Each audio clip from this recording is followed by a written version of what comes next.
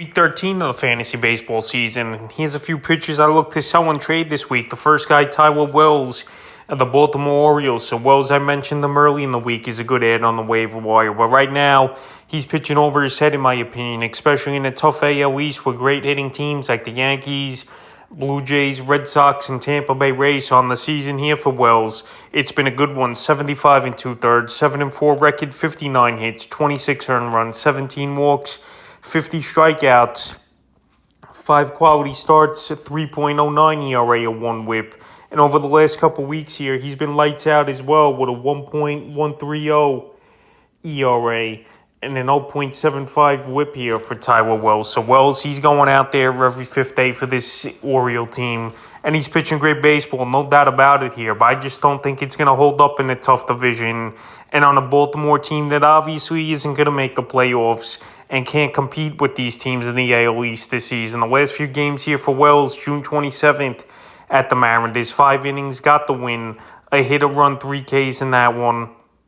And July 3rd at Minnesota, 6 innings, got the win, 3 hits, a run, a walk, 7 Ks, a quality start. So he's pitching good, no doubt about it. And he's got a pretty decent matchup coming up in a couple days as well, July 8th versus the Angels. But I don't know if Wells is going to keep this up. So right now, if there's an owner in your league looking for a starting pitcher, I think you could flip Wells and get a decent bat for him in a deal. And this is what I preach a lot in my fantasy videos. If you could pick up a guy who's been getting hot of late or who's on a good streak, and then you could flip him on a deal for something more consistent, and you know what you're going to get for the rest of the season. These are the type of guys to deal with, especially on a tough team like Baltimore that don't get many wins and have tough competition in possibly the best division in all of baseball in the AL East. The next guy is Charlie Morton of the Atlanta Braves. So Charlie Morton coming out of the gates the first 2 months of the season, he was horrible, but I said buy him low. He's going to get things going, and he did. But now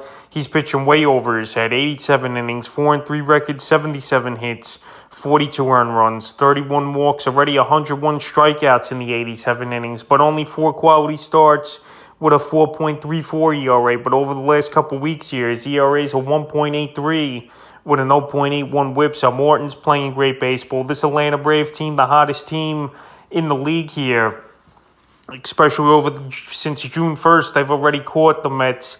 8.5 games they've caught since June 1st, so they're making a great run. And he's pitching great baseball here, Charlie Morton, with some big ball games. And he has another great matchup, July 8th versus Washington. So after that, his value should even skyrocket more, where you could sell him and get a good pitcher or a good hitter in a 1-for-1 deal. June 22nd versus the Giants, 7 innings, no decision, 3 hits, 2 runs, 11 Ks, a quality start. June 28th at Philly, 5 2/3, no decision, 7 hits, 2 runs, 4 walks, 5 Ks. And July 3rd at Cincy, 7 innings, no decision, a hit, no runs, a walk, 10 Ks, and a quality start. So Morton, he's gone out there every fifth day over the last month of the season here, and he's pitching good baseball for the Atlanta Braves. But like I mentioned, will the Braves stay this hot, where they've won something like 24 out of 31 ball games along those lines here?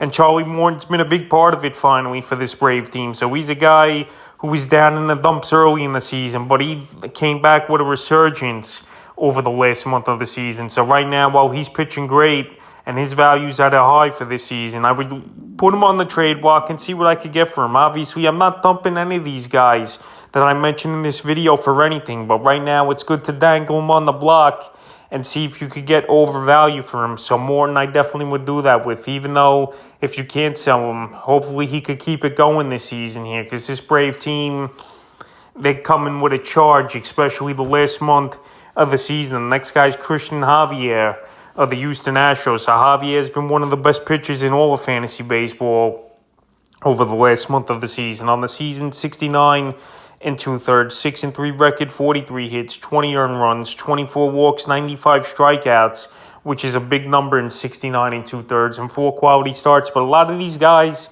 they just don't go deep into ball games here. All these guys I've mentioned here, 4 or 5 quality starts only the whole season. But Javier, he's got a 2.58 ERA and a 0.96 whip. But over the last couple weeks here, his ERA is a 0.64 and a 0.14 whip. So this guy's pretty much unhittable.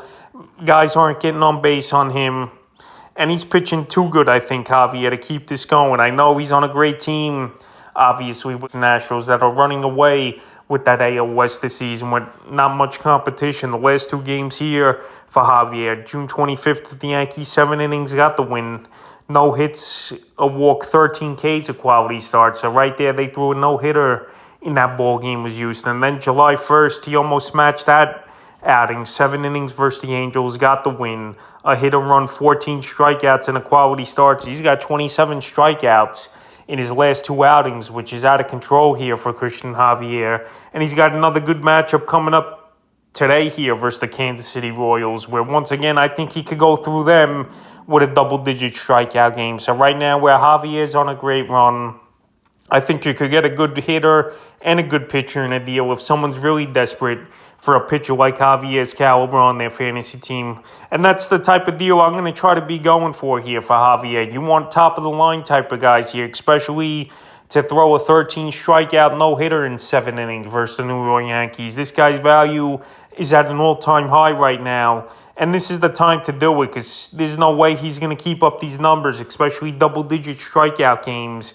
nonstop, even though today versus the Royals I could see. But after that, I think he comes back down to earth a little bit, even though I know the division is weak. But Javier, I think you could get a boatload for him right now. And he's a guy I would sell, but I would try to get premium price, no doubt about it, from him. The next guy is Dylan Cease of the Chicago White Sox. I met Cease last week as a guy I would sell. And this week I'm going to stick to it. Cease is having a great season, no doubt. 86 innings, 7-3 record, 67 hits, 24 earned runs, 40 walks, 125 strikeouts, which he's way up there in the league. 5 quality starts. So Dylan Cease, he's going out there. And he's another guy in a weak position in the Central, but also another guy that don't go that deep into ball games with 5 quality starts on the season here. The last few outings for Cease, June 31st versus Toronto, 6 innings, gave up a hit, 2 walks, 11 Ks, a quality start. June 26th versus Baltimore, 7 innings, got the win, 4 hits and run, a walk, 13 Ks, a quality start. And then July 2nd at San Francisco, mediocre outing, 5 innings, got the win, 4 hits and run, 3 walks, and 4 Ks in that one. So right here, Cease, he had a stretch of pretty easy matchups, 3 out of 4 ball games versus lineups. And hey, he's got another easy one coming up tomorrow versus the Detroit Tigers, is Dylan Cease. But I don't see him holding this up on this season, especially at 2.51 ERA and a 1.24 whip. And over the last couple weeks, it's even a 1 whip. It's a 1 ERA with a 0.83 whip. So right here, those numbers are out of control here for Dylan Cease. And I just don't see it. I know the Central's a weak division, even though the White Sox are in second place right now behind the Minnesota Twins, with only those two teams really competing. But right now, Cease is pitching over his head. Strikeouts are definitely legit, though, with the 125 in 86 innings here. But like I said last week, I think you could get a great player or two in a deal here for Cease with these great numbers. And on the season, he's ranked 33rd in fantasy baseball. So right now, if there's a guy desperate out there to get Cease, and you're the Cease owner, you good guys in a deal for him, I think, at this point, because he's one of the better pitchers, like I mentioned, this season in fantasy baseball. And the 5th and final pitcher I look to sell and trade this week here, Shane McLellan of the Tampa Bay Rays. I mentioned him early in the season as a guy I would sell high. And right now, he's ranked number 2 all season in fantasy baseball. So what a season it's been for McLellan. 98 in the third, 9-3 record, 63 hits, 19 earned runs, 17 walks, 133 strikeouts, and 12 quality starts with a 1.74 ERA and a 0.81 whip. And over the last couple weeks, that ERA is a 1.29 and a 0.57. So this guy's putting up astronomical numbers right now, especially in a tough division with all these great hitting teams like the Blue Jays, Yankees, and the Boston Red Sox here. So Shane McLellan, I thought he would flop a few weeks ago, but right here, he's proven me wrong, and he's been pretty much the best pitcher in fantasy baseball. But I don't know how much longer it's going to hold up. And if you put him on your trade block now, you definitely get a big hitter and a good pitcher in a deal here. And that's what I would swing for in a deal, especially if you're down in the standings and you need some help. You put McLellan on the trade block and see if you get a nice 2-for-1 deal for him. The last few games, June 20th versus the Yankees, 6 innings in that one, 4 hits, a run, a walk, 8 Ks, a quality start. June 26th versus Pittsburgh, 7 innings, got the win, 4 hits, a run, 10 Ks, a quality start. And July 2nd at the Jays, 7 innings in that one, got the win, 3 hits, a run, a walk, 10 Ks, a quality start. So McLellan, he's had a quality start the last 10 outings here, so he's on a crazy pace. He's got another great matchup coming up in a couple days at the Cincinnati Reds, who are one of the weakest teams in the league. But I just don't feel like he's going to hold this up. To have an ERA this late into the season here, 3 months in, under a 3, is very hard to believe for me, especially in that AL East. So right now, if you could get the premium for him, this is the perfect time to sell him high, because I think he's at peak value.